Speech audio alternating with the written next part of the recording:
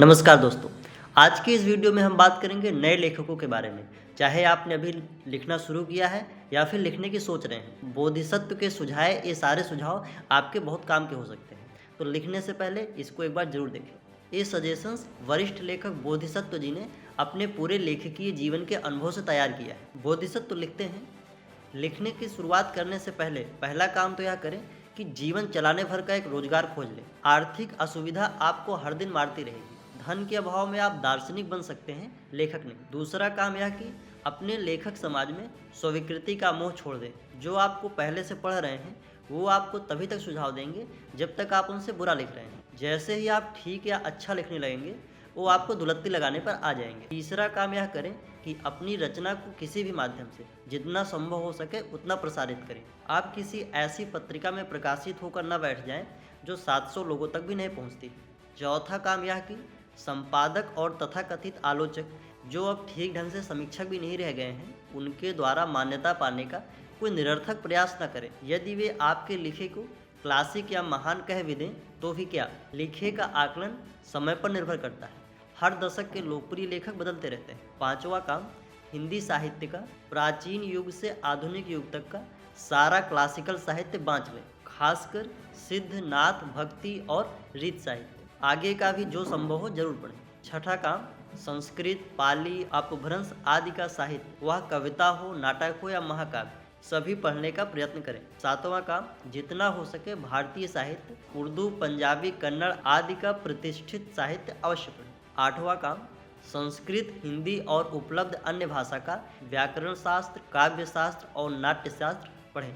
नौवां काम, लोक साहित्य जिस भी भाषा का मिले उसे पढ़ें, वह कविता हो, गीत हो, कथा हो, यात्रा हो या फिर कोई वृतांत हो। उससे आप पाएंगे कि सरलता से कोई बात कैसे कही जाती है, लोक में कोई बात क्यों टिकी है और कौन सा महान शास्त्र किताबों में पढ़ा है। 10वां काम, देश का पूरा इतिहास जरूर पढ़ें, वह भी मान्य किताबों से।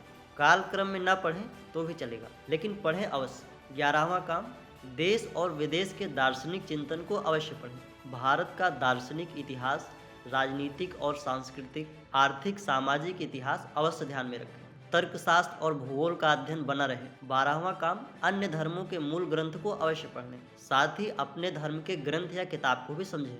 संहिता, साहित्य जैसे विषयों के अध्ययन से भी न्याय और विधि का विकास समझ में आएगा। 13वां काम, अन्य धर्मों के महापुरुषों के जीवन के बारे में जानें और उनकी शिक्षाओं को ठीक से समझ लें। साथ ही उनके समय के राजनीतिक, सामाजिक बदलाव और जातियों तथा वर्गों के संघर्ष को समझते हुए वर्तमान समय के भी सामाजिक, राजनीतिक, धार्मिक, जातिगत संघर्षों पर ध्यान रखें। 14वां काम, अपनी भाषा के अलावा किसी एक और भाषा में पढ़ने की क्षमता विकसित करें। केवल अनुवाद पर निर्भर रहना ठीक नहीं, बल्कि कुछ अनुवाद आप भी करें। 15वां काम, लिखने के अतिरिक्त कोई एक गुण और सिद्ध करें, जैसे संगीत, गायन, वादन, नृत्य, नाट्य निर्देशन आदि आदि। चुगली या कला को कला नहीं मान लें। संगीत और ताल आपको छंद सिद्धि में सहायक होंगे, आप छंदों में भी बेहतर लिख पाएंगे। 16वां काम, अपनी बात रखने के लिए बोलने का अभ्यास करें। यह सफाई हासिल करें कि जो बात आप कहना चाहते थे उसे पूरी तरह से और साफ तरीके से कह ले जाएं। 17वां काम, अपनी विधा के अतिरिक्त अन्य विधाओं में आवागमन करें। जैसे कविता लिखते हैं तो कहानी या उपन्यास लिखने और उस पर बोलने का प्रयास करें, विधिवत तैयारी करके। 18वां काम यह कि आप अपने समकालीन लिखने वालों की लेखन शैली और कलात्मकता पर पूरा ध्यान रखें, यह देखने के लिए कि लोग कैसे लिख या कह रहे हैं। 19वां सुझाव यह कि कुछ नया कहने का यत्न करें, वह बात न कहें जो किसी ने बहुत अच्छे से कह दी हो। समाज विचित्र पाठकों से भरा हुआ है, कोई न कोई पकड़ लेगा। चाहे बहुत खराब ढंग से कहें, लेकिन बात में नयापन होगा तो जरूर सुनी जाएगी। देश रहीम, रसखान, सूरदास, कबीरदास सबको पढ़ता है, केवल उनके कहने के अलगपन को भी पसंद किया जाता है। 20वां सुझाव, अमर और क्लासिकल साहित्य के बजाय आवश्यक साहित्य लिखें। अमर और क्लासिकल साहित्य लिखने के चक्कर में अक्सर लिखना छूट जाता है। 21वां सुझाव, साहित्य मैराथन का दौड़ है, यह मानकर नहीं दौड़े, जितना लिख पाएं लिखें। समाज में कोई न कोई कभी न कभी आपको अवश्य पढ़ेगा। 22वां सुझाव, किसी एक समुदाय, किसी एक व्यक्ति या किसी एक समाज को संबोधित करके लिखें, जैसे चिट्ठी लिखते हैं। यदि एक आदमी समझ लेगा तो आपके संदेश, मर्म और भाव को पूरा संसार समझ जाएगा। 23वां सुझाव, अपने लिखने का एक उद्देश्य तय करें। यह ध्यान में रखकर कि साहित्य का उद्देश्य किसी व्यक्ति, पंथ, समाज, समुदाय या धर्म का अनादर करना नहीं हो सकता। 24वां सुझाव, यदि किसी रचना या रचनाकार से प्रभावित होकर लिख रहे हैं तो उसका जिक्र जरूर करें। इससे आपका अपमान नहीं, सम्मान ही बढ़ेगा। आगे आप स्वयं से प्रभाव लेने की परिधि से बाहर आ जाएंगे। 25वां सुझाव, किसी को गुरु भले मान लें लेकिन कभी भी एकलव्य न बने, श्रवण कुमार भी न बने।